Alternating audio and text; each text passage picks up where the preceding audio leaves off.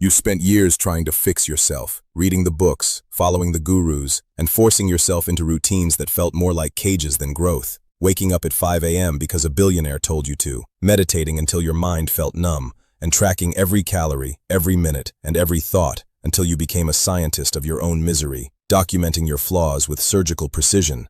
But here is the truth that hurts. You were never broken. You were just exhausted from trying to repair a version of yourself that never actually existed.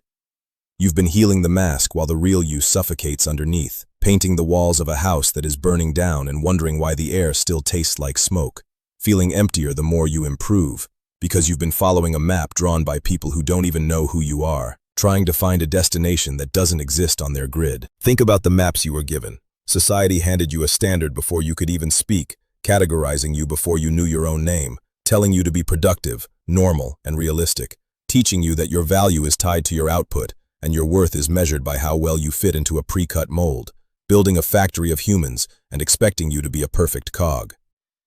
When you didn't fit, when your heart beat faster, when your mind wandered into dangerous territories, when you felt a hunger that couldn't be satisfied by a 9-to-5, you blamed yourself, apologizing for your depth and sensitivity, tucking away your unrealistic dreams like they were crimes. But those weren't flaws. They were signals. The sound of the true self knocking on the door of the basement where you locked it away. In psychology, this is known as the false self, a defensive layer, a psychological armor pioneered by Donald Winnicott to help us survive a world not designed for our true intensity. Because from birth, we are observers seeing what gets us praise and what gets us punished.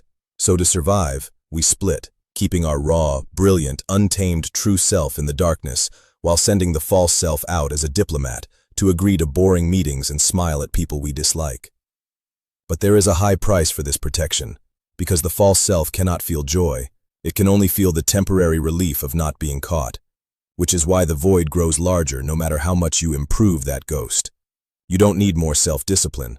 You need self-honesty. When you try to fix procrastination, you are ignoring a nervous system protesting against a task with no meaning for your soul. It is the emergency brake on a journey you never agreed to take. And when you silence overthinking, you suppress a high-level analytical brain that hasn't found its true challenge yet. You don't have bad habits. You've simply outgrown your environment like a shark kept in a small tank, where the anxiety you feel is actually your intuition warning you that you're in the wrong room. And the restlessness is your biological GPS pushing you toward a higher tax bracket of existence, spiritually and intellectually. The world calls being realistic a virtue, but every empire and masterpiece was created by someone unrealistic enough to believe they could change reality. Realism is just the cage that keeps the lion small so the sheep feel safe. What if your rebellion is your leadership and your intensity is your genius? We were meant to be an untamed forest, not a neat little hedge, so stop trying to become a better version of what others want. That leads to a well-decorated prison cell, and start the excavation.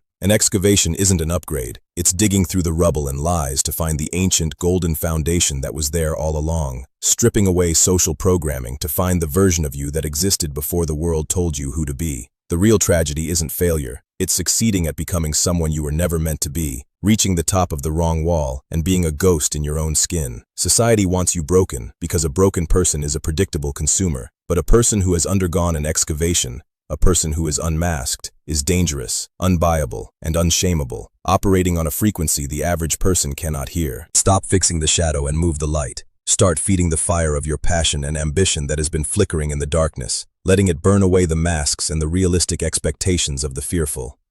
Think deeply about the cost of your compliance, about every time you bit your tongue to keep a peace that was actually a slow-motion war against your own identity, about how the safe path has led you to a desert of the soul where nothing grows except the weeds of resentment and the dust of what if.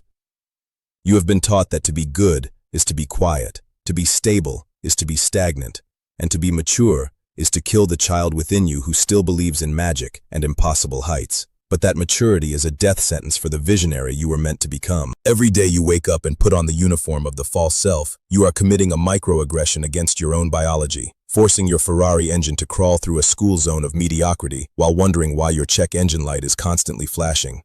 You don't need a vacation, you don't need a new hobby, and you certainly don't need another productivity app. You need to burn the map and start walking into the wild unknown of your own potential, even if it scares the people around you, especially if it scares the people who benefit from you staying small. They will tell you that you are changing, that you aren't the person you used to be, and they will say it as if it is a tragedy. But you must realize that their comfort was built on your suppression, and your change is simply your emergence from a cocoon that was never meant to be your permanent home. Imagine the sheer gravity of a life lived without apology, where your intensity is no longer something you hide in the shadows, but the very sun that powers your daily actions, where your rebellion against the average is recognized as the highest form of sanity in a world that has gone mad with the pursuit of the ordinary. The architects of this reality want you to remain a data point, a predictable variable in their equations of consumption. But once you unmask the truth of your own complexity, you become a chaotic element that they can no longer calculate or control. This is the moment where the repair work stops and the excavation begins, where you stop asking for permission to exist and start demanding that reality bend to your vision, because the world does not need more realistic people. It is dying for the dreamers who are brave enough to be dangerous. You must understand that the void you feel isn't an absence of success, but an absence of self, a hollow space where your true self should be standing. And no amount of external achievement will ever fill that gap until you invite the resident back into the house. Stop apologizing for the fire in your eyes and the hunger in your gut. Those are the marks of the sovereign, the traits of the few who realize that the game of life is rigged only if you play by the rules of the losers. You are a biological masterpiece of evolution, carrying the stardust of empires and the raw power of your ancestors within your DNA. Yet you have allowed yourself to be domesticated by the fear of a dislike button or a whispered judgment from people who are too terrified to even look at their own masks. Break the script, shatter the standard, and realize that your flaws are actually the jagged edges of a diamond that hasn't been polished yet, and your unrealistic nature is the only thing that will ever make you truly alive in a graveyard of realistic ghosts. If this resonated, leave a comment below with the word unmasked to signal you are ready to stop the repair and start the excavation, joining this collective of disruptors who refuse a mediocre script. Like this video to tell the algorithm these truths matter, share it with someone burning out on the wrong path, and subscribe to fortify your mind against the average, because here, we do not settle for realistic, we do not apologize for intensity, and we do not shrink. We are the observers who became the actors and the architects of an unrealistic reality. Stay sharp, stay sovereign, keep your eyes on the horizon, because the mask is off, the fire is lit, and I'll see you at the top. Every empire you admire was built on the ruins of a safe life that someone was brave enough to walk away from, and every hero you've ever cheered for was once the rebel that the realistic people tried to silence. So why are you still taking orders from the people you don't want to become? The excavation is not a quiet process. It is a loud, messy, and violent dismantling of the lies you've told yourself to keep others comfortable.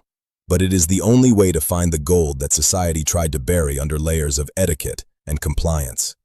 You are not a cog, you are the entire machine, and it is time you stopped letting people treat you like a spare part in their own engine, because your life is the only masterpiece you will ever get to paint, and it would be a sin to use only the colors they've approved for the average palette. Feed the fire, unmask the soul, and realize that the only thing standing between you and the version of yourself you've been dreaming of is the realistic lie that you aren't enough exactly as you are, buried under the rubble of a world that thrives on your insecurity. Stop fixing the shadow and move the light. The mask is off, the fire is lit, and the horizon is finally yours to claim.